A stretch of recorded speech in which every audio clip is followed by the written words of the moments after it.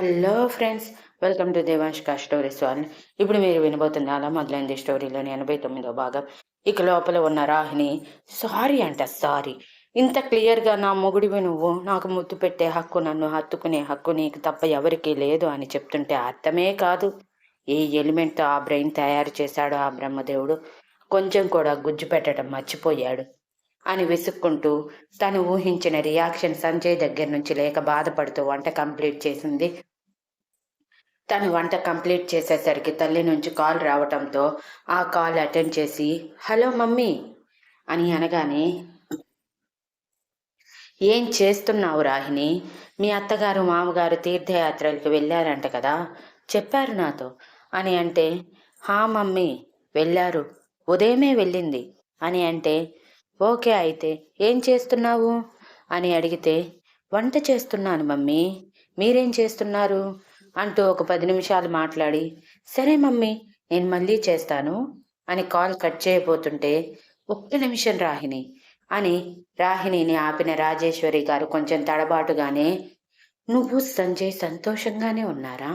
ఇన్ని నెలలు అయ్యింది కదా మీ పెళ్ళై, ఇప్పటికైనా మీ మధ్య వైవాహిక బంధం స్టార్ట్ అయిందా అని అడిగారు అనుమానంగానే.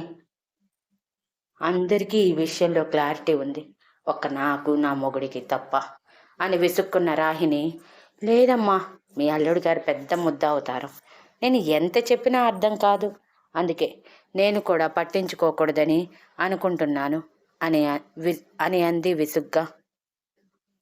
రాజేశ్వరి గారు అయోమయంగా, ఏమంటున్నావే, నాకు అర్థం కాలేదు అని అడిగారు. నీకు అర్థం కాదులే అమ్మా, జీనియస్కి అర్థమవుతుంది నేను చెప్పేది. సరే అమ్మా, నేను మళ్ళీ కాల్ చేస్తాను, మా అత్తగారు చేస్తున్నారు అని కాల్ కట్ చేసి అత్తగారికి ఫోన్ చేసి సంజయ్ చేసింది మొత్తం చెప్పి, ఇలాంటి మనిషికి ఎలా నేను నా మనసులో మాట చెప్పగలను అత్తయ్య, మీరే చెప్పండి. అంత క్లియర్గా చెప్పాను, నా మొగుడివి నువ్వు, ఇలా ఎందుకు సారీ చెప్తున్నావు అని. అయినా సరే పట్టించుకోలేదు. వాత కూడా పెట్టాను అతని చేతి మీద, నాకు హక్కుంది అని చూపించటానికి. అయినా కూడా అర్థం కాలేదు అని పళ్ళు నూరుతూ అంటే, అటువైపు కమల గారి తల కొట్టుకుంటూ, ఏంటో చిన్నప్పటి నుంచి చదువులో చురుగ్గా ఉంటే నా కొడుకు తెలివైనవాడు అని అనుకున్నాను రాహిని, ఇంత ముద్దని అనుకోలేదు సంసారంలో. సరేలే, నీ ప్రయత్నం నువ్వు చెయ్యి, దీనితోనే అయిపోయింది అనుకోకు. ఎలానో మీరు రావటానికి ఇంకా 14 రోజుల సమయం ఉంది కాబట్టి ఈ 14 రోజుల్లో ఏదో ఒక ప్రయత్నం చెయ్యి, వాడికి నీ ఇంటెన్షన్ అర్థమయ్యేలా అని అంటే, ఏమో అత్తయ్య, నేనైతే ట్రై చేస్తున్నాను, శారీ కూడా కట్టుకున్నాను అని అంటే, మరి ఇంకేం, త్వరలోనే వాడు మారతాడులే, ముద్దు పెట్టడానికి ధైర్యం వచ్చింది కదా, త్వరలోనే తన మనసులో మాట చెప్పి లైఫ్ స్టార్ట్ చేస్తాడు అని కమల గారు నవ్వుతూ అంటే, ఏమో అత్తయ్య, మీ అబ్బాయి మీద నాకైతే నమ్మకం లేదు. మీరు తిరిగి వచ్చాక ఖచ్చితంగా, అమ్మా మీ కోడలు చూడండి ఏం చేసిందో అంటూ కంప్లైంట్స్ ఇస్తాడు చూడండి అని అంటే, చూద్దాం చూద్దాం అని చెప్పి ఇంకొన్ని జాగ్రత్తలు చెప్పాక, సరే బాయ్ అని ఫోన్ కట్ చేశారు కమల గారు. ఆ తర్వాత టెన్షన్గా ఉన్న సంజయ్ని చూసి, ఎంత టెన్షన్ పడుతున్నాడో చూడు, కొంచెం కూడా బ్రెయిన్ లేదు, ఈ బ్రెయిన్తో నన్ను పెళ్లి చేసుకున్నాడు అని పళ్ళు నోరుతో అనుకుంటూ డిషెస్ అన్ని డైనింగ్ టేబుల్ మీద సర్దేసి, వస్తావా తిన్నాం అని అంది. హా మేడం అంటూ సంజయ్ కంగారుగా రాహిణి వైపు చూస్తే, అదే మెక్కుదాం వస్తావా అని అడుగుతున్నాను అని పళ్ళు కొరుకుతూ అనగానే, హాహా వస్తున్నా మేడం వస్తున్నా, అంత కోపం వద్దు మేడం ప్లీజ్ అని బిక్కమొహం వేసుకొని భయంగానే దగ్గరికి వెళ్ళిన సంజయ్ని కొట్టేలా చూస్తూ సౌండ్ వచ్చేలా ప్లేట్ పెట్టి కోపంతో ఫుడ్ వడ్డిస్తుంటే, మేడం అంటూ బేలమొహం వేసుకున్నాడు సంజయ్. ఈ ఎక్స్ప్రెషన్స్ తప్ప ఇంకొకటి రాదా సంజయ్ నీకు అని విసుగ్గా అడిగిన రాహిణి, నిన్ను ఇలా చూస్తుంటే కొట్టాలి అనిపిస్తుంది, అసలు నువ్వు ఏ మెటీరియల్తో తయారు చేయబడ్డావు నాకైతే అర్థం కావట్లేదు సంజయ్ అని కోప్పడుతుంటే, మేడం ఇదంతా నేను ముద్దు పెట్టినందుకే కదా, నాకు తెలుసు మేడం మీకు నేనంటే ఇష్టం లేదని, దానిని ఇప్పుడు ఇలా కోపంతో చూపిస్తున్నారు. సారీ చెప్పాను కదా మేడం, ఇంకా ఎందుకు నా మీద ఇంత కోపం? ఈ అల్పుడిని ఇలా వదిలేయండి అని భయంగా అంటుంటే, రాహిణి కోపంగా సంజయ్ తల మీద మొట్టి, ఇంకొకసారి సారీ అని నువ్వు అన్నావంటే మాత్రం మొహం పచ్చడి చేస్తా చెప్తున్నా అని సంజయ్ని కోపంగా చూస్తూ అంటే, మరి ఇంకేం చెయ్యాలి మేడం మీ కోపం తగ్గటానికి అని అడిగాడు సంజయ్ భయంగానే. ఆ కాపురం చేయాలి, చేస్తావా అని రాహిణి కళ్ళు పెద్దవి చేసి అంటే, సంజయ్ అయోమయంగా మొహం పెట్టి మేడం అని పిలిచాడు సరిగా అర్థం కాక. అవును, ఇంకొకసారి సారీ చెప్పావంటే అస్సలు ఒప్పుకొని చెప్తున్నా. అసలెవరికి నువ్వు సారీ చెప్తున్నావు? నీ పెళ్ళానికి. అదైనా అర్థమవుతుందా నీకు? మొగుడు పెళ్ళాల మధ్య సారీలు ఎప్పుడు రావాలి? వాళ్ళు పంతాలకు పోయి కొట్టుకున్నప్పుడు రావాలి. అది కూడా గొడవ సద్దు మనగడానికి. అంతేకాని ఇలా అతి చిన్నదానికి, పెద్దదానికి పెళ్ళాన్ని దగ్గరికి తీసుకున్నా కూడా సారీ చెప్తుంటే ఎలా అర్థం చేసుకోవాలి నిన్ను? అని విసుగ్గా అంది రాహిణి. అంటే మేడం మీకు ఇష్టం లేకుండా అని అంటూ ఉండగానే ఈసారి రాహిణి సంజయ్ పెదవుల మీద స్ట్రాంగ్గా ముద్దిచ్చి వదిలి, సారీ సంజయ్ అని అంది. సంజయ్కి జరిగిందేంటో అర్థం కావటానికి కనీసం 2 నిమిషాల సమయం పడితే, పెదవుల మీద ఇంకా ఉన్న తడి నిజమని నిరూపిస్తూ ఉంటే కళ్ళు పెద్దవి చేసి వణుకుతున్న గొంతుతో, మే మే మేడం, ఏ ఏం చేశారు మీరు ఇప్- ఇప్పుడు అని తడబడుతూ అడిగాడు. సారీ సంజయ్, నాకేంటో నిన్ను చూడగానే ముద్దు పెట్టాలనిపించింది. I'm sorry. నీ ఇష్టానికి వ్యతిరేకంగా ముద్దు పెట్టాను కదా. I'm sorry Sanjay. I'm really sorry. నీకు ఇష్టం లేదు కదా నేనంటే, ఆ విషయం మర్చిపోయాను. I'm sorry Sanjay, really sorry. ఇంకెప్పుడు ఇలా చేయను సంజయ్, సారీ అని సారీ జపం చేస్తూ ఉంటే, సంజయ్ చిరాగ్గా, నేను చెప్పానా మీరంటే నాకిష్టం లేదని అని అన్నాడు.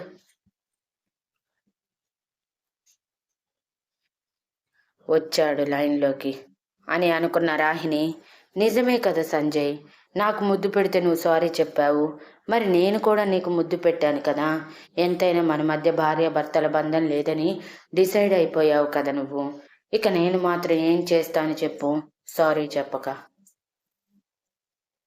ఎలానో నీకు నేను ముద్దు పెట్టడం, హత్తుకోవటం లాంటివి ఏవీ ఇష్టం లేదు కదా అని ఏడుపు మొహం పెట్టి చెప్తూ, కొట్టు సంజయ్, నన్ను కొట్టు, నీ ఇష్టానికి వ్యతిరేకంగా నేను ఇలా చేసినందుకు నన్ను కొట్టు సంజయ్, కొట్టు అని అంటే, సంజయ్ చిరాకుగా మేడం అని అరిచి, ఏం మాట్లాడుతున్నారు మీరు? మిమ్మల్ని నేను కొట్టడం ఏంటి?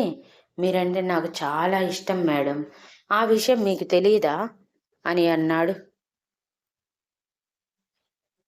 ఎలా తెలుస్తుంది?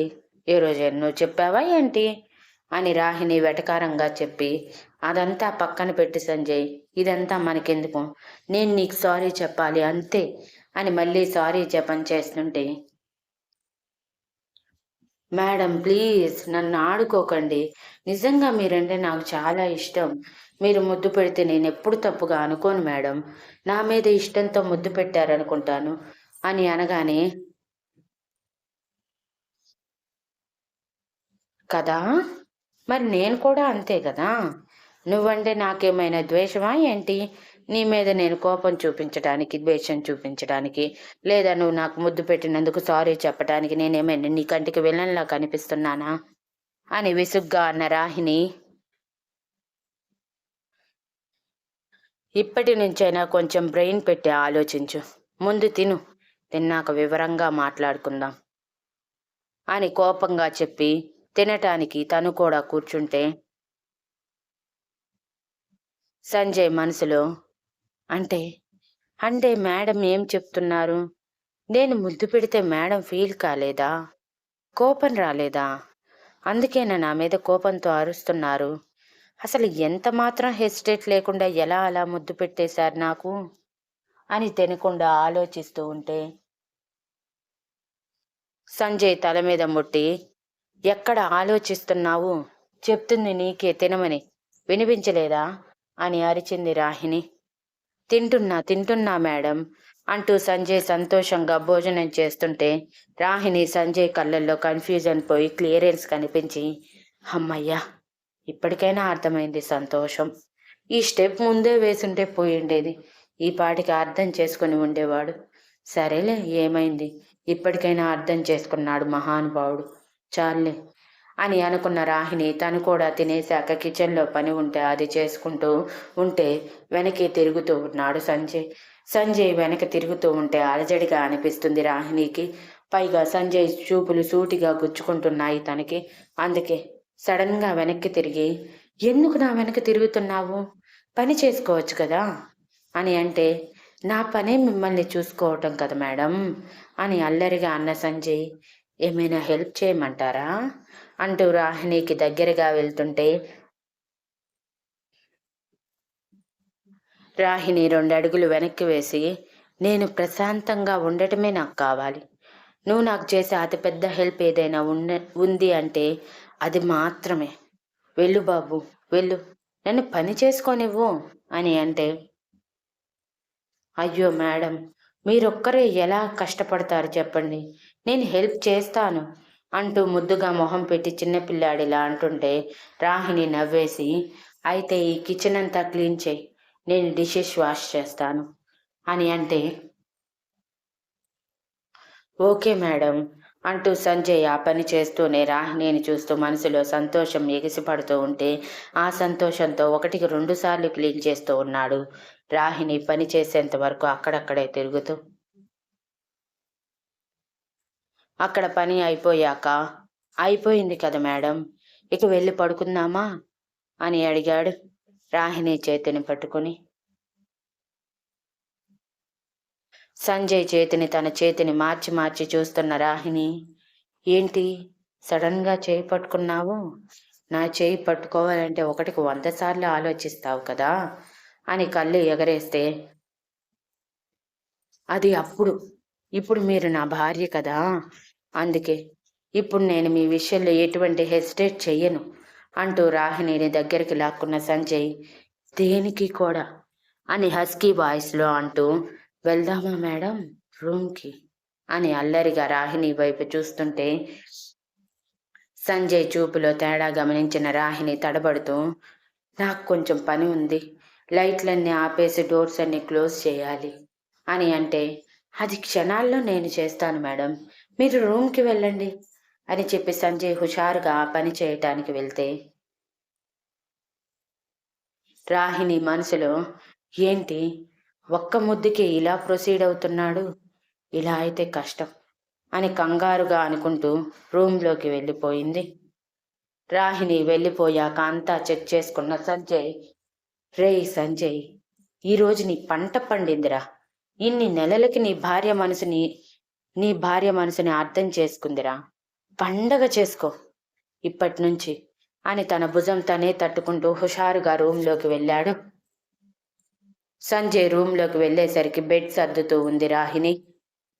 రాహిణిని చూసిన సంజయ్ సంతోషంగా డోర్ క్లోజ్ చేసి, మేడం అంటూ హుషారుగా దగ్గరికి వెళ్తుంటే, హోల్డ్ ఆన్ అంటూ చేయి అడ్డం పెట్టిన రాహిణి, ఎక్కడికి వచ్చేస్తున్నావు, ఏమైనా ఎమర్జెన్సీనా అని అడిగితే, చిచి ఏం పోలిక మేడం అది, ఏదో మీరు కష్టపడుతున్నారు కదా హెల్ప్ చేద్దామని వచ్చాను అంతే అని సంజయ్ అల్లరిగా అంటూ రొమాంటిక్గా తన వైపు చూస్తుంటే రాహిణి గొంతులో గుటకలు పడుతూ, ఏంటి సంజయ్ ఇలా చూస్తున్నాడు, ఇలా అయితే సంజయ్ని ఆపటం కష్టమే అని అనుకుని, నాకు అంత పెద్ద హెల్ప్ చేయాలని ఎందుకు అనిపించిందో తెలియదు కానీ నేను చాలా బాగున్నాను సంజయ్, సో నువ్వు కూడా నార్మల్గా ఉండు అని నవ్వుతూ చెప్పి, దాదా పడుకో నిద్రపోదాం, ఇప్పటికే లేట్ అయ్యింది కదా, మళ్ళీ రేపు ఆఫీస్కి కూడా వెళ్ళాలి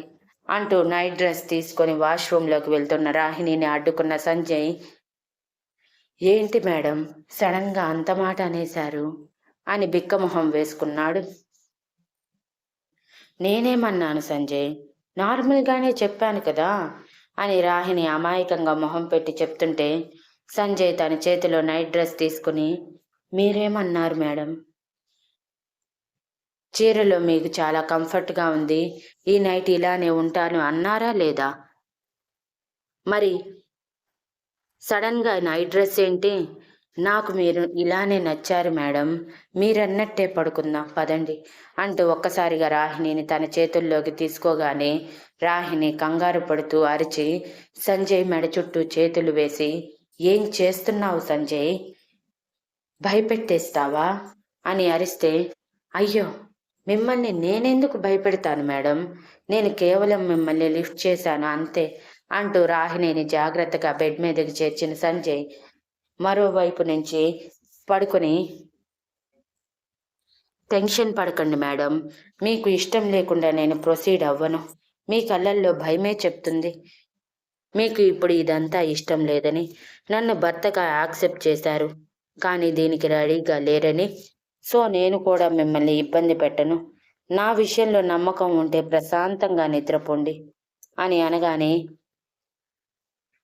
రాహిణి ఒక్కసారిగా సంజయ్ని హత్తుకొని, thank you so much Sanjay, thank you so much, నేను చెప్పకుండానే నా ఇబ్బంది కనుక్కున్నందుకు, బట్ నాకు అందరి ఆడపిల్లల్లానే భయం అంటూ ఉంది, ఎలా చెప్పాలో అర్థం కావట్లేదు, కానీ దీనికి రెడీగా లేను అనిపిస్తుంది అంటూ దూరం జరగగానే, అర్థమవుతుంది మేడం అంటూ తన ముంగుర్లని సరిచేసిన సంజయ్ భయపడకుండా పడుకోండి అని లైట్ ఆఫ్ చేసి బెడ్ లైట్ ఆన్ చేసి జో కొడుతుంటే రాహిణి సంజయ్ గుండెల మీద తలవాల్చి ప్రశాంతంగా కళ్ళు మూసుకొని, నా భర్త బంగారం, నిజంగా నేను చెప్పకుండానే నా భయాన్ని అర్థం చేసుకున్నాడు, కానీ ఆ భయాన్ని పోగొట్టి నన్ను తన భార్యగా పూర్తిగా మార్చుకుందామని అనుకోలేదు, సరేలే సంజయ్ నుంచి ఇంతకు మించి ఎక్కువ ఎక్స్పెక్టేషన్ చేయకూడదు అని అనుకుంటూనే తన చేతిని సంజయ్ టీషర్ట్ లోపల నుంచి నడుము చుట్టూ వేయగానే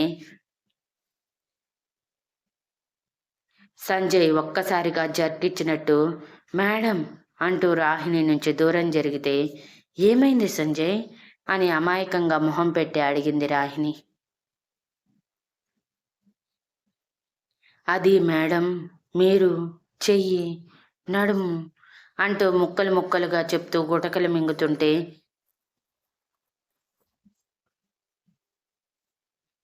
రాహిణి లోపల నవ్వేసి, భయంగా ఉంది సంజయ్, నీకు తెలుసు కదా నాకు భయం వేస్తుందని నైట్ టైం, అందుకే నీ నడుము చుట్టూ చేయి వేశాను, ఇబ్బందిగా అనిపించిందా అని అంటే సంజయ్ అయోమయంగా లేదు అన్నట్టు తల ఊపి మళ్ళీ పడుకుంటే రాహిణి నవ్వుకుంటూ మళ్ళీ సేమ్ అలానే చేస్తే ఈసారి సంజయ్ కూడా రాహిణి నడుముని చీర లోపల నుంచి చుట్టుకోగానే రాహిణి గొంతులో గుటకలు పడ్డాయి, కానీ వెనక్కి తగ్గలేదు. ఇద్దరికీ నిద్ర పట్టడం లేదు, వేరే ఏదో కావాలనిపిస్తుంది, కానీ ముందుకు వేయటానికి భయం వేస్తుంది. సంజయ్లో రాహిణిని ఇబ్బంది పెట్టకూడదని భయం, రాహిణిలో ఆడపిల్లగా సహజంగా వచ్చే భయం, ఇద్దరిలో ఉండటంతో ఎవరికి మాట బయటికి రావటం లేదు, ఎవరికి వారే యమునా తీరే అన్నట్టు కళ్ళు మూసుకొని మౌనంగా ఉన్నారు. మరొక గంట వరకు అలానే మౌనంగా ఉన్నారు. గంట తర్వాత రాహిణి నిదానంగా దూరం జరుగుతుంటే సంజయ్ సడన్గా రాహిణిని చాలా దగ్గరగా లాక్కొని సడన్గా తన మొహం మొత్తం ముద్దులు పెడుతూ, I love you madam, love you so much, ఇన్ని రోజులు ఈ భావాన్ని మీతో చెప్పాలని చాలా వెయిట్ చేశాను, but now I can't control my self